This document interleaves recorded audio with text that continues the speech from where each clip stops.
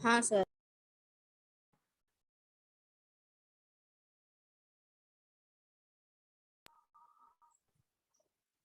देखो, कहानी की शुरुआत हुई थी लाइफ प्रोसेस से। उसके 4 पिलर्स थे, न्यूट्रिशन, रेस्पिरेशन, ट्रांसपोर्टेशन और एक्सक्रीशन।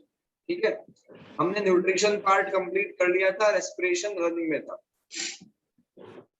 रेस्पिरेशन का जनरली हम मतलब क्या निकालते हैं, जनरली मीनिंग हमारे माइंड में सबसे पहले ये हिट करता है कि सांस रेस्पिरेशन लेना। का मतलब है सांस लेना और छोड़ना, इनहेल एक्सहेल।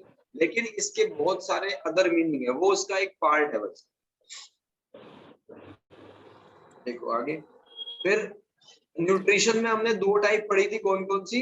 ऑटोट्रोफिक और हेटरोट्रोफिक। ऑटोट्रोफिक में प्लांट्स आते हैं जो सनलाइट की प्रेजेंस में अपना भोजन बनाते हैं, और हेटरोट्रोफिक हम लोग हैं जो डिपेंड रहते हैं दूसरों पे। ठीक है, हाँ सर। एक एग्जांपल था हमारा फोटोसिंथेसिस वाला। फोटोसिंथेसिस से हमने क्या करा, खाना बनाया प्लांट्स ने, सन की प्रेजेंस में क्लोरोफिल ने हेल्प करी उसका सारे काम में, और ये इसकी इक्वेशन है CO2 H2O और दैट्स इट। तो क्या हुआ हाँ कि ये जो प्रोसेस है वो 3 स्टेप में होता है। पहला, सबसे पहले लाइट को एब्जॉर्ब करेगा क्लोरोफिल, फिर क्लोरोफिल H2O को तोड़ देगा और H2 को CO2 के साथ में ऐड करवा देगा, कार्बोहाइड्रेट में कन्वर्ट कर देगा। बिल्कुल। तो ये बन जाएगी शुगर C6H12O6। इसके बाद हाँ सर। हेटरोट्रोफिक का हमने पढ़ा डाइजेशन। ठीक है, डाइजेशन के बारे में सीख लिया। और डाइजेशन स्टार्ट कहाँ से होता है? सबसे पहला स्टेप तो क्या है डाइजेशन में?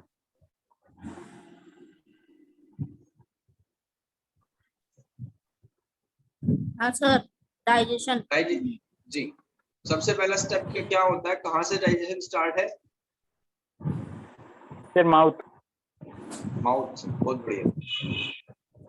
तो बच्चों, हमारा डाइजेशन स्टार्ट होता है माउथ में, और माउथ से कौन सा हार्मोन निकलता है, किस ग्लैंड से निकलता है? सर सिलेबरी एमिलेज निकलता है सिलेबरी ग्लैंड से। बिल्कुल, बहुत बढ़िया।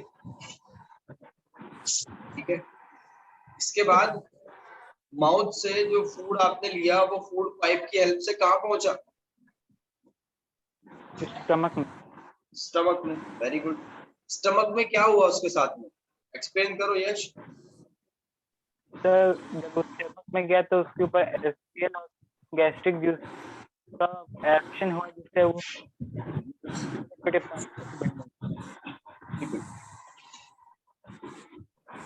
प्रेरित।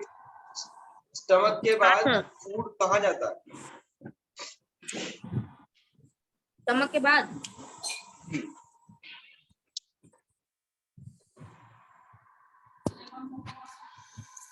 सर 1 मिनट बता रहा हूँ। सोच के बताओगे या देख के बताओगे? नहीं सर, सोच के बता दो।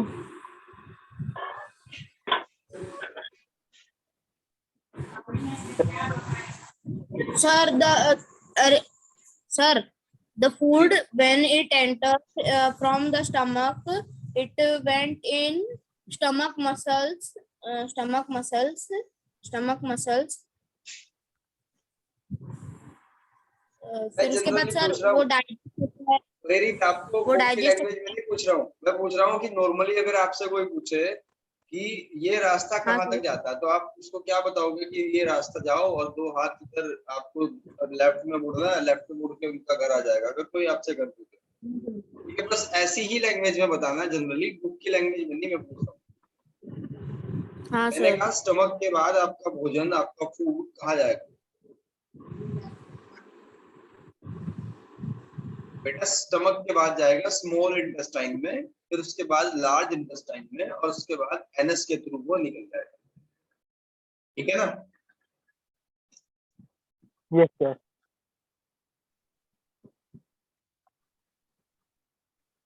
और स्टमक में क्या हुआ, ये सारी चीजें जो गैस्ट्रिक जूस निकला, HCl, पेप्सिन और म्यूकस। पेप्सिन का काम क्या है, एमिनो प्रोटीन को एमिनो में तोड़ना। और ये सिर्फ एसिड पे काम करता है, एमिनो एसिड है ना। तो हम क्या करेंगे, HCl जो है उसकी हेल्प करने के लिए पूरे माहौल को एसिडिक कर देगा। और म्यूकस क्या करता है, इट प्रिवेंट, जो म्यूकस हमारा है वो हार्श एक्शन से बचाता है, ये नमी रखता है वहां पे। स्मॉल इंटेस्टाइन, इनके साइजेस वगैरह भी बताए थे, बताओ स्मॉल इंटेस्टाइन का साइज कितना होता है? सर स्मॉल इंटेस्टाइन का साइज होता है सर 6.5 1.5 सेंटीमीटर, 6.5 मीटर है sir. 6.5 metre, sure? Sir 6 metres होते हैं 6 मीटर। और लार्ज इंटेस्टाइन का साइज कितना होता है? Sir 1.5 exactly 1.5। हम इनको स्मॉल और लार्ज क्यों कहते हैं, जबकि इनके लंबाई में तो अंतर है, लेंथ में तो। सर क्योंकि उन लोग की चौड़ाई को देख के। बिल्कुल, उनकी जो सामने से दिखेगा ना, वो तो एक तो बहुत मोटी है और एक बहुत बारीक बारीक रस्सी टाइप। ठीक है, और हमारे जो स्टमक है उसके इनर लाइनिंग में क्या होती है, विलीज होती है। इन विलीज का क्या काम होता है? To increase the surface area for the absorption of food particles. Food क्या होता है कि जो फूड हम ले रहे हैं उनको एब्जॉर्ब करने के लिए, उनसे न्यूट्रिशन को एब्जॉर्ब करने के लिए रिलीज होती है, और वो एब्जॉर्ब करके क्या करती है, एब्जॉर्ब करके वो ब्लड सेल्स को देती है।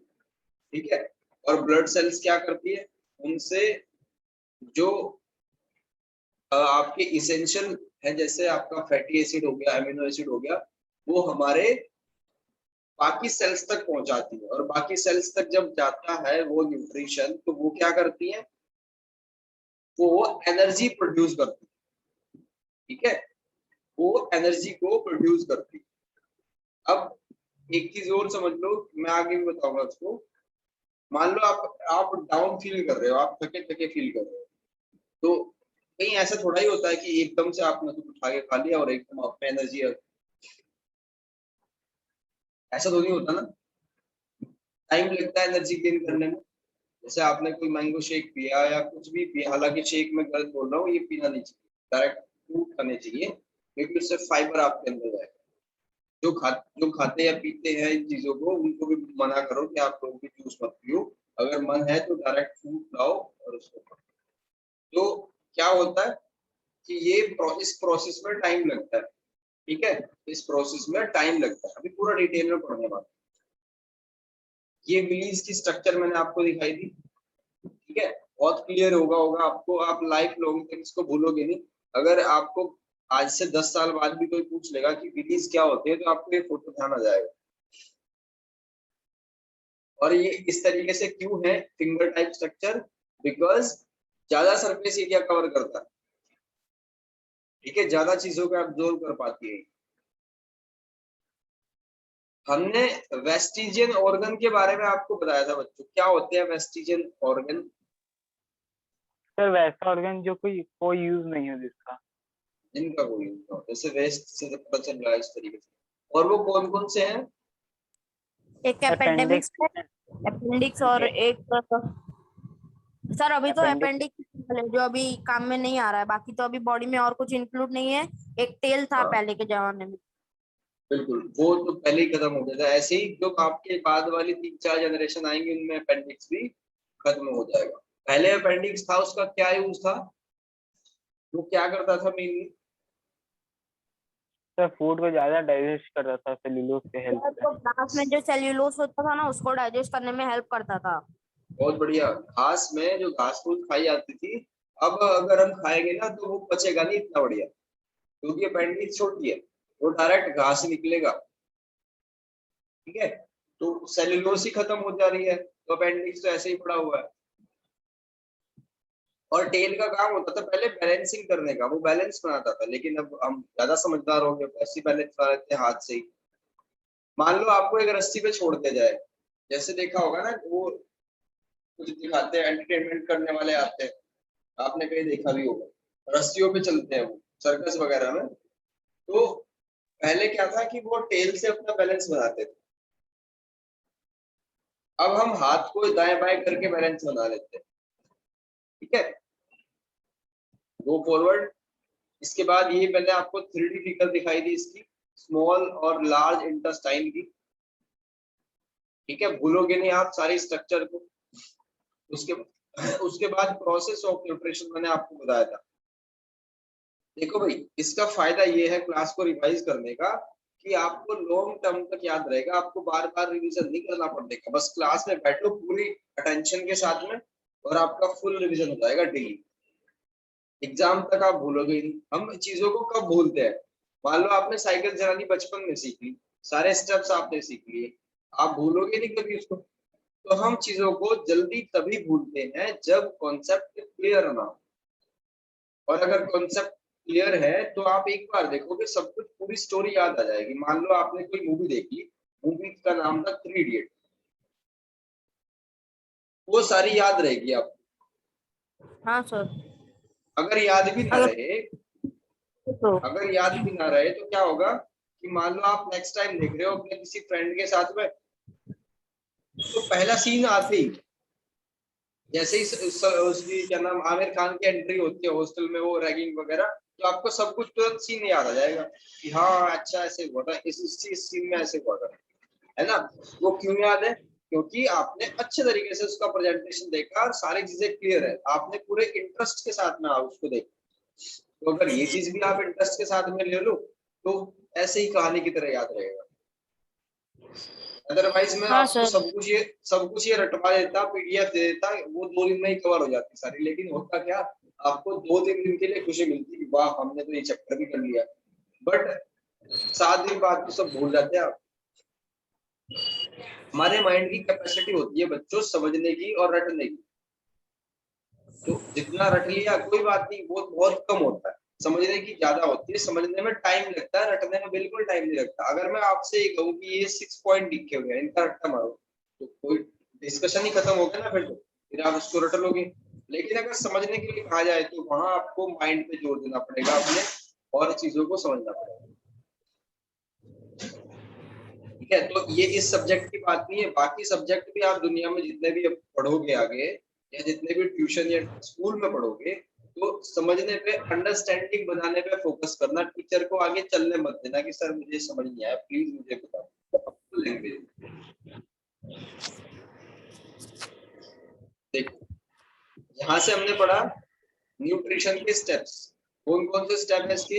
इंजेशन, सबसे पहले खाने को हमने इंटेक कर लिया, फिर अब खाने का एक टुकड़ा था, ठीक है, या हमने क्या खाया, बच्चे क्या कर लेते हैं, पिज्जा खा लिया, अब उसको तोड़ेगा भी तो हमारा जो सिस्टम है उसको तोड़ेगा।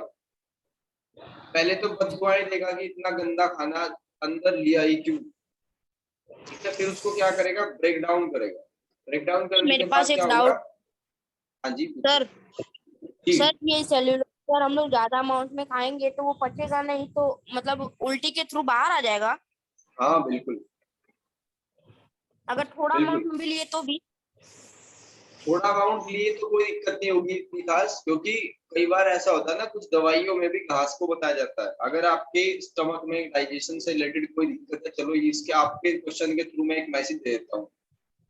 अभी क्या हाँ सर। हुआ, मुझे पिछले 6-7 मंथ में स्टमक में डाइजेशन में दिक्कत थी, क्योंकि मुझे थोड़ा सा एक बार पेन हुआ था, और हाँ मैंने अल्ट्रासाउंड वगैरह कराया तो डॉक्टर ने कहा आपको अपेंडिक्स की दिक्कत है।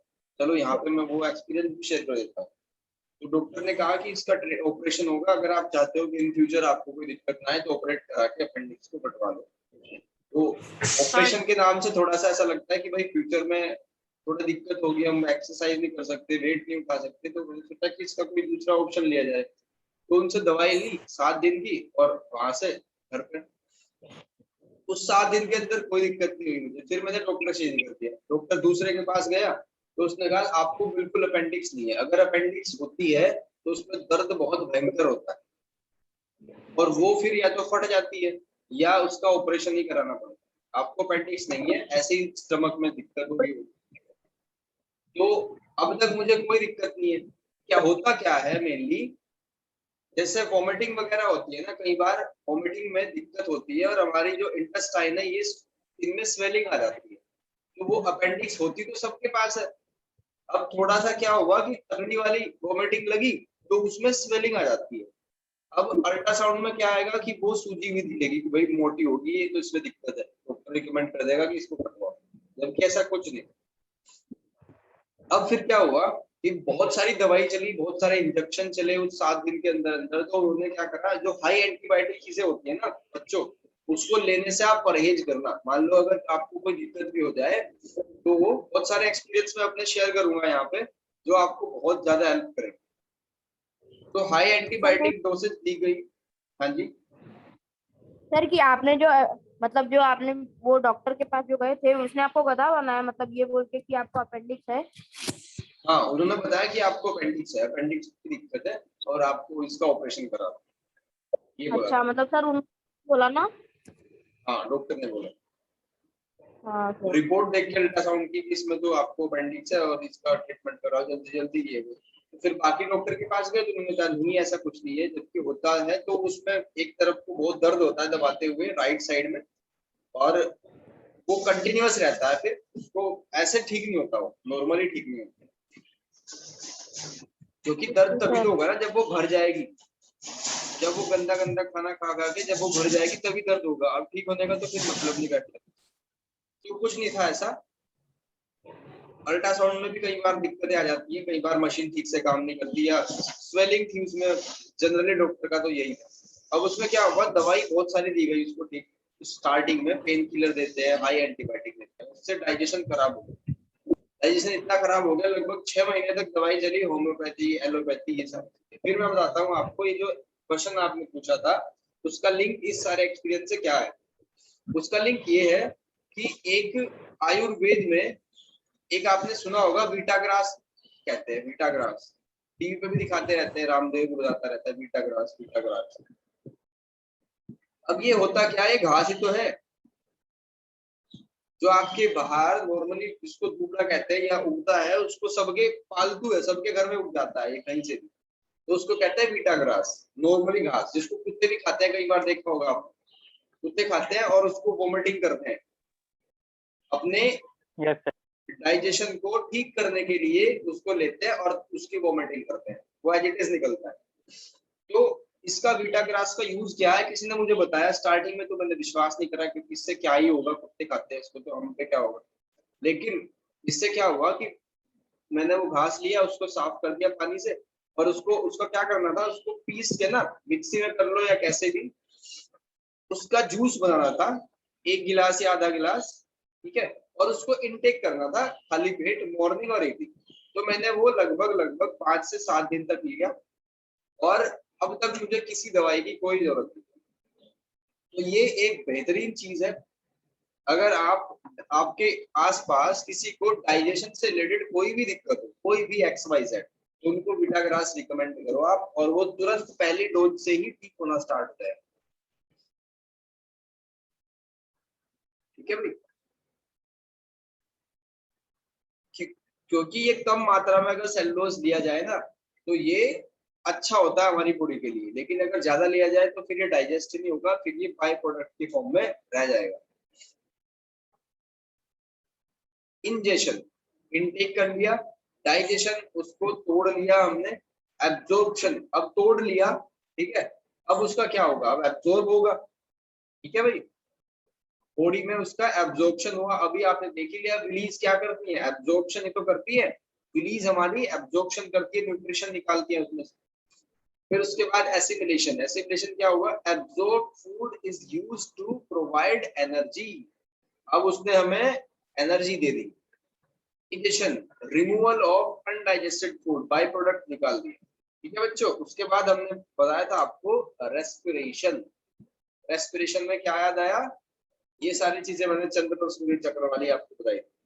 रेस्पिरेशन में नॉर्मली हम समझते हैं कि वो ब्रीथिंग है, इनहेल एक्सहेल, इसकी डेफिनेशन भी मैंने लिखवाई थी आपको। क्या है definition, a process in living organism involving the production of energy typically with the intake of oxygen, typically with the intake of oxygen and releasing the CO2 from the oxidation of complex organic substance। ठीक है बच्चों, तो ये इसकी definition. अब इससे आगे बढ़े,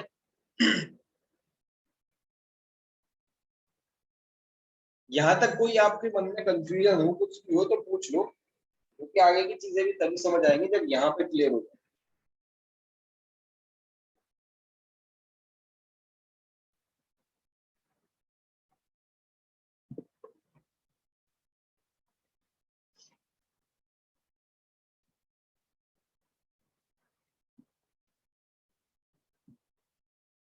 सर कोई डाउट नहीं है। ओके, देखो अब क्या हुआ, ब्लड ने हमारे क्या काम करा, ब्लड ने न्यूट्रिशन को, जो हमने न्यूट्रिशन थे हमारे, जो एमिनो एसिड, फैटी एसिड और ग्लूकोज वगैरह बने थे, इस न्यूट्रिशन को जितनी भी सेल्स थी उन सब सेल्स को दे दिया। ठीक है, उन सब सेल्स को दे दिया, तू भी ले मतलब हर जगह जहां पे भी जिस सेल में भी रिपेयरिंग की जरूरत थी वो दे दी। लेकिन इससे आगे क्या होगा, सेल को तो दे दिया, अब इससे आगे क्या होगा बताओ। क्या सर? अब आपने क्या कर, ब्लड क्या काम करता है, न्यूट्रिशन को सेल्स तक पहुंचा दिया। जो भी आपने अच्छी अच्छी हाँ। चीजें ली, प्रोटीन ली, उससे एमिनो एसिड निकला, वो हमारे हर एक एंजाइम ने काम करा अलग अलग। और आपने फैटी एसिड लिया, फिर आपने कार्बोहाइड्रेट ग्लूकोज में कन्वर्ट कर ली, तो वो सारे न्यूट्रिशन कहाँ पहुंचे, ब्लड की हेल्प से हमारी सभी सेल्स में पहुंच गए। उसके बाद क्या होगा सर इसके बाद सेल्स ने उनको ले लिया अपने बॉडी में। सेल्स अब क्या करेंगे, हाँ यश आप बताओ। इसका फिर एक्सक्रीशन हो जाएगा। जी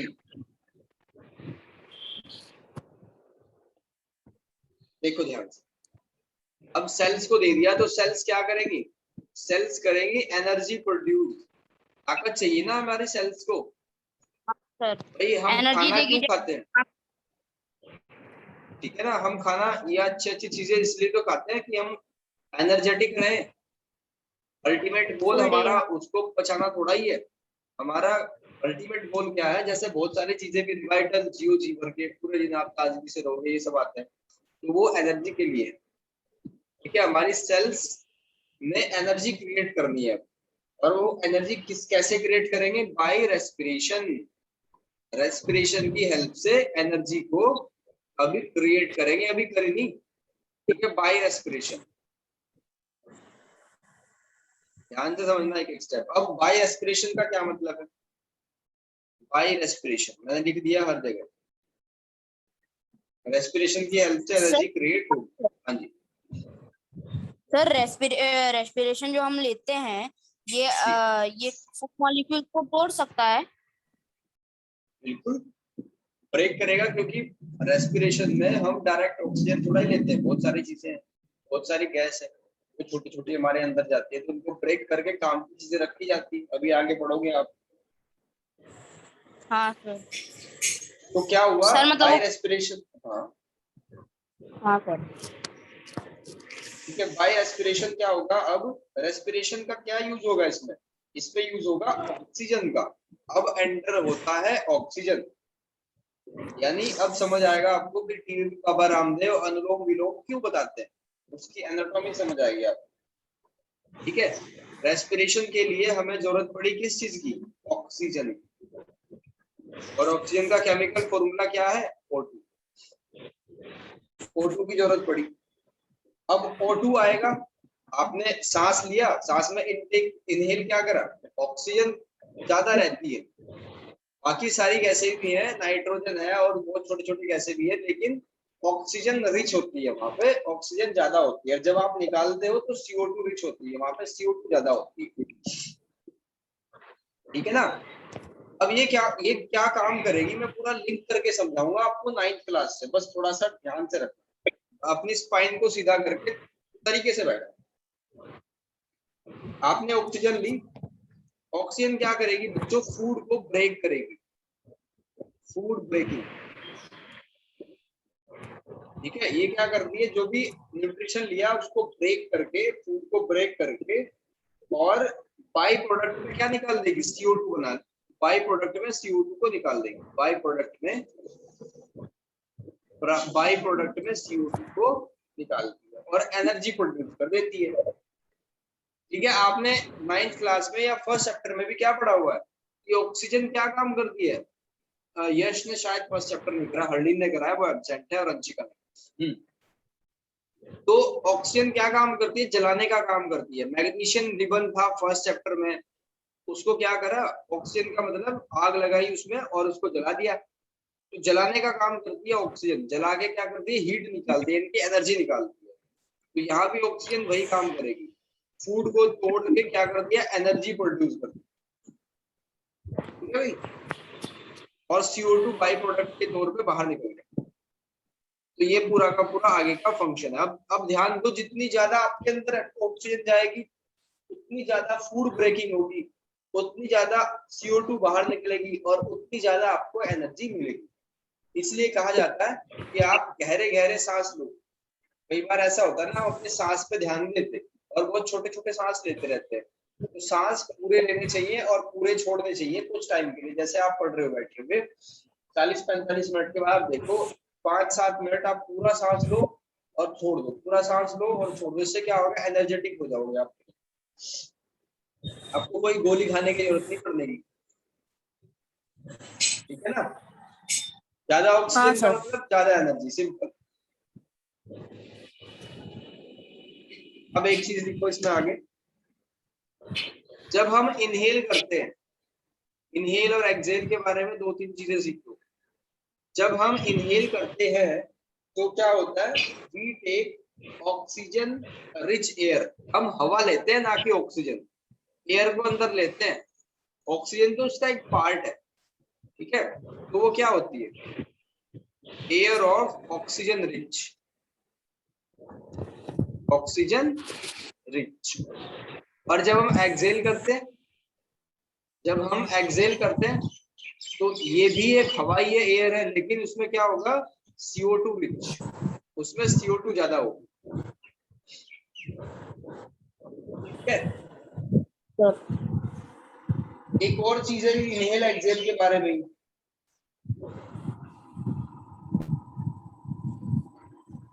पॉइंट ये है कि जब आप सांस लेते हो ना और एक्सहेल करते हो तो पूरा सांस बाहर नहीं निकलता, वो 3 स्टेप में निकलता है। मान लो आपने 6 यूनिट सांस लिया तो वो 2-2 करके निकलेगा, 2+2+2 ऐसे निकलता है। ये कॉन्सेप्ट है, ठीक है बच्चों। हाँ सर, ठीक है। अब जैसे आप सांस लेते हो, सांस लिया आपने, फिर छोड़ दिया, तो क्या होगा कि आपकी लंग्स फैलेंगी और सिकुड़ेगी, ठीक है। जैसे सांस सिकुड़ेगी, जैसे सांस अंदर जाएगी फैलेगी। हाँ सर। तो लंग्स का क्या हो रहा है, मूवमेंट हो रहा है, लंग्स बड़ी और छोटी होती जा रही है, बड़ी छोटी ऐसे हो रही है, ठीक। तो इस काम में कौन हेल्प करता है सबसे ज्यादा, इस काम की जिम्मेदारी कौन लेता है। बहुत बार कंपटीशन में आया हुआ क्वेश्चन है कि लंग्स के मूवमेंट के लिए सबसे ज्यादा जिम्मेदार कौन है, कौन करता है। तो इसका जवाब अभी देंगे हम, ठीक है। ये हमने लिख दिया लंग्स, ठीक है। लंग्स के फैलने और सिकुड़ने में, यानी कि ये और ये इस तरीके से होने में कौन जिम्मेदार है। एक मस्कुलर रोड होती है आपकी बॉडी में, अभी दिखाऊंगा वो कहाँ पे। एक मस्कुलर रोड होती है, ठीक है, मस्कुलर रोड होती है जो आपकी हेल्प करती है उसको फैलने और सिकुड़ने में, जिसका नाम है डायफ्राम, ठीक है, डायफ्राम। और ये कहाँ होती है, देखो दिखाता हूँ।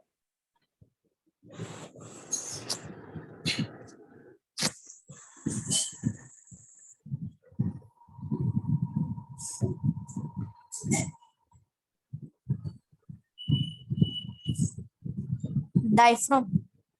जी, अब मैं स्क्रीन को आपके एडजस्ट करके दिखाता हूँ डायफ्राम एक्चुअल में, क्योंकि कितनी चीजें याद कर पाओगे, लिख के याद नहीं कर पाओगे ना, देख के याद होती है चीजें हमारी।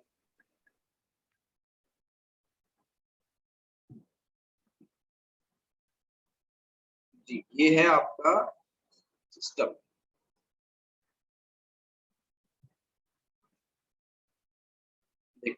सही दिख रहा है भाई? Yes sir. तो डायफ्राम कहाँ है, ढूंढते हैं डायफ्राम को। भाई ये है आपका डायफ्राम, ये वाला। ये एक मस्कुलर रोड होती है और ये इसको फैलने और सिकुड़ने की मूवमेंट को हेल्प करता है। ठीक है बच्चों, आपको पता चला डायफ्राम की लोकेशन क्या है, आपको पता चला इसका काम क्या है, बस इतना ही जानना है हर एक ऑर्गन के बारे में। ठीक है ना? Yes sir. फिर इसके बाद देखो,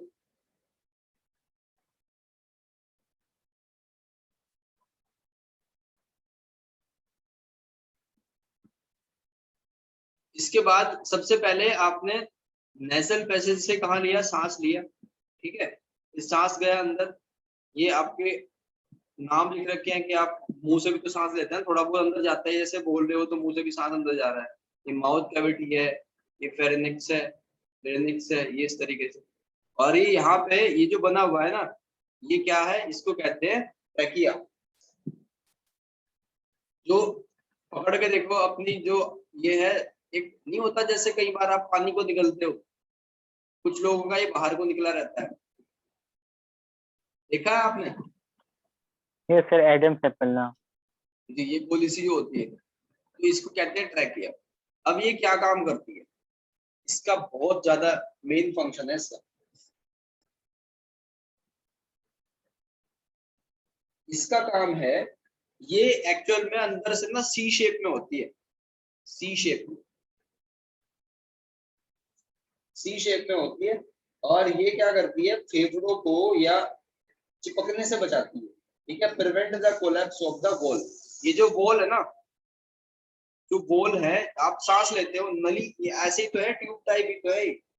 जब आप सांस लेते हो तो फैल जाती है, सांस छोड़ दो तो ये सिकुड़ जाती है। तो क्या होता है कि जो ट्रैकिया है ये उनको प्रिवेंट करता है उनकी कोलैप्स से। यानी ऐसा भी तो हो सकता है ना, वो एक दो आपस में चिपक जाए। ठीक है, आपस में उनको मिलने से उनके कोलैप्स को रोकता है। ठीक है, इसका काम क्या है आप लिख सकते हो, to prevent the collapse of wall. ठीक है, दीवारों की टक्कर से बचाता है। और ये एक तरफ तो थोड़ा रिजिड टाइप होता है, मतलब एक तरफ ऐसा होता है कि हार्ड होता है थोड़ा, और एक तरफ सॉफ्ट होता है। ठीक है, एक साइड में ये हार्ड होता है और एक साइड में ये सॉफ्ट होता है, ट्रैकिया की बात चल। ठीक है भाई, इसके बाद क्या होगा, इसके बाद सांस लिया आपने और वो गई अंदर लंग्स में, और लंग्स से यहाँ इस तरीके से दो पार्ट बने हुए हैं, इनमें फैल जाती है। ठीक है भाई, ये दो जड़े टाइप है, इसमें फैल जाती है, एक यहाँ और एक यहाँ। अब इनको क्या कहते हैं, इनको कहते हैं ब्रोंकी। ठीक है, ब्रोंकाई, ब्रोंकाई सही प्रोनाउंसिएशन है इसकी, इसको कहते हैं ब्रोंकाई। अब ब्रोंकाई के भी अंदर आगे ब्रांचेस हैं, आप देख पा रहे होंगे, एक ब्रांच के ऐसे ऐसे करके, ऐसे ऐसे करके बहुत सारी ब्रांच है, तो उनको कहते हैं ब्रोंकाइलस, ब्रोंकाइलस। ठीक है बच्चों, यस सर। ब्रोंकाई और ब्रोंकाइलस। अब ये क्या काम करती है, इसको रेस्पिरेटरी पिगमेंट भी कहते हैं। आप इस पे लिख लेना इसका दूसरा नाम क्या है, या कॉपी पे नोट कर लेना, और क्योंकि यहाँ स्पेस थोड़ा सा कम है, डायग्राम पे लिखूंगा तो वो फिर समझ नहीं आएगा आपको। इसका दूसरा नाम है रेस्पिरेटरी पिगमेंट। ठीक है ना? अब सबसे लास्ट में जाके ना, ये ब्रोंकाई हो गया, ये ब्रोंकाइलस हो गया, सबसे लास्ट में जाके आप देख पा रहे होंगे गांठें टाइप सी है। सबसे लास्ट में डायग्राम को आप जूम करके देखो, अंत में सबसे ये गांठ टाइप की है, जैसे हो जाती है ना। अब इसका मेन फंक्शन है आपकी बॉडी में। ठीक है, इसको क्या कहते हैं, इस ऑर्गन को क्या कहते हैं, जैसे अंदर आया इसको कहते हैं ब्रोंकाई, और इसकी जो ब्रांचेस हैं उसको ब्रोंकाइलस कहते हैं। और सबसे लास्ट में जो एंड पॉइंट है इनका, बच्चों इनका जो एंड पॉइंट है, एंड पॉइंट, उस एंड पॉइंट को क्या कहते हैं, उस एंड पॉइंट को कहते हैं एल्वेलाई, ये वाला, ठीक है, ये बना हुआ है ना सेक्शन, ये इसका मतलब है एल्वेलर सेक्शन, यानी कि ये वाला इसका जूम पोर्शन है, ये वाला एल्वेलाई। अब ये सबसे इंपॉर्टेंट रोल प्ले करती है। अब तक क्या था कि आपने सांस लिया, यहाँ से इसने चिपकने से बचा दिया आपकी वॉल्स को, ठीक है, कोलैप्स से बचा दिया, फिर अंदर गया ब्रोंकाई में गया, फिर ब्रोंकाइलस में जाएगा और एंड में कहाँ पे जाएगा, लास्ट में काम इसका बचा हुआ है, सबसे इंपॉर्टेंट काम है एल्वेलाई का। यहाँ तक कोई दिक्कत? नो जी। अब एल्वेलाई आपको वैसे दिखाई नहीं देगी, जब माइक्रोस्कोप कंपोनेंट से देखते हैं ना, या इसका नाम दूसरा ये भी है, मैं लिख देता हूँ, ये है microscopic component in the lungs, microscopic component in the lungs, in the lungs, ठीक है बच्चों, microscopic component in the lungs, ये हमारा एल्वेलाई।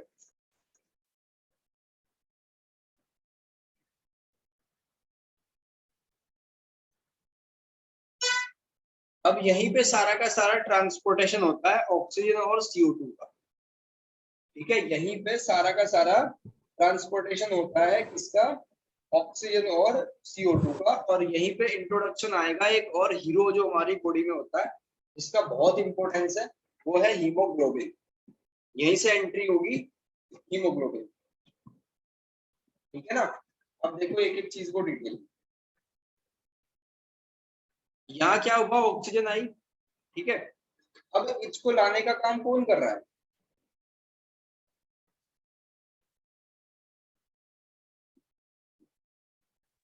भाई ब्लड ही तो कर रहा है ना।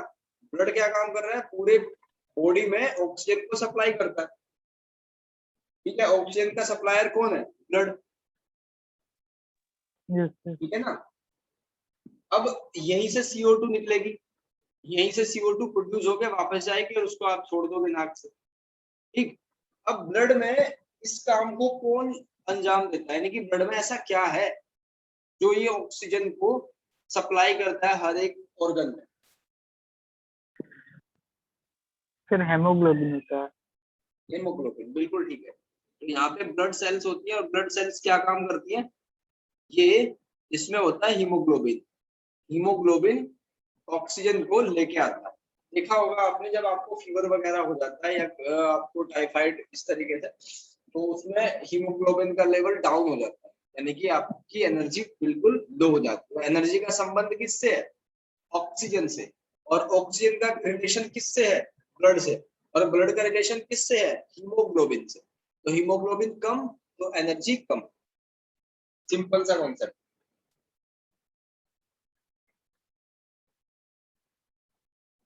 ठीक है। अब हीमोग्लोबिन क्या करेगा, हीमोग्लोबिन क्या करता है, मैं लिख देता हूँ थोड़ा सा, नहीं तो याद नहीं रहेगा आपको। हीमोग्लोबिन ट्रांसपोर्ट का काम करता है, यानी कि ये ट्रक वाले की तरह काम करता है। जो हीमोग्लोबिन है ये ऑक्सीजन सेल को ट्रांसपोर्ट करता है। उसने क्या करा, ऑक्सीजन का इंटेक करा, और ये क्या बनाएगा, ऑक्सी हीमोग्लोबिन बनाएगा थोड़ी देर के लिए, ऑक्सी हीमोग्लोबिन। समझ आ रही है भाई बात, ये भी काम कर रहा है। हीमोग्लोबिन ने क्या करा, ऑक्सीजन लिया और ऑक्सी हीमोग्लोबिन बनाया टेम्परेरीली, और सेल्स को ट्रांसपोर्ट कर दिया, जिस भी सेल को चाहिए उसको ट्रांसपोर्ट कर दिया। तो ये काम है हीमोग्लोबिन का, और जब सेल में जाएगा तो हमें एनर्जी मिलेगी, ठीक है भाई। और हीमोग्लोबिन का दूसरा नाम, ये जो इसको क्या कहते हैं, हीमोग्लोबिन को रेस्पिरेटरी पिगमेंट भी कहते हैं, इसको रेस्पिरेटरी पिगमेंट भी इसको कहते हैं, क्योंकि ये ट्रांसपोर्ट का काम करता है, मेन फंक्शन इसी का ही है, तो इसलिए रेस्पिरेटरी पिगमेंट भी इसको कहते हैं। रीजन क्या है इसका, कि ये ब्लड कंपोनेंट को लेके जाता है, ठीक है, यानी कि ये समझ लो कि ऑक्सीजन को लेके जाता है, हीमोग्लोबिन ऑक्सीजन को लेके जाता है तो इसको रेस्पिरेटरी पिगमेंट भी कहते हैं। इसका रीजन ये है, ठीक है भाई। अब ऑक्सीजन yes sir, यहां से चली गई, आपने सांस लिया, लास्ट में एंड पॉइंट क्या था, एल्वेलाई था। एल्वेलाई में क्या था, ब्लड सेल्स ने यानी कि हीमोग्लोबिन ने ऑक्सीजन को लिया और ऑक्सीजन को ले जाके आपके सेल्स को दे दिया, ठीक है। ऑक्सीजन चली गई, अब क्या करेगी ऑक्सीजन, क्या करेगी, फूड कंपोनेंट को, जैसे पहले भी हम बात कर चुके हैं, जो आपके फूड कंपोनेंट थे उनको ब्रेक कर देगी ऑक्सीजन, ठीक है। अभी ऑक्सीजन का मतलब क्या होता है, ऑक्सीजन का मतलब होता है चीजों को जलाना। जो आग जल रही है ना, उसमें सब अगर ऑक्सीजन खत्म हो जाए तो आग जलेगी नहीं। अब प्रकृति में जब तक आग जल रही है, जब तक ऑक्सीजन है, अगर ऑक्सीजन खत्म हो जाए तो एनर्जी नहीं मिलेगी कहीं से, यानी आग ही नहीं जलेगी, ठीक है ना। अब ऑक्सीजन कहाँ चली गई, ऑक्सीजन गई ब्लड सेल्स के साथ पास गई, और ये क्या करेगी, फूड कंपोनेंट को ब्रेक करके एनर्जी निकालने का काम ऑक्सीजन करती है।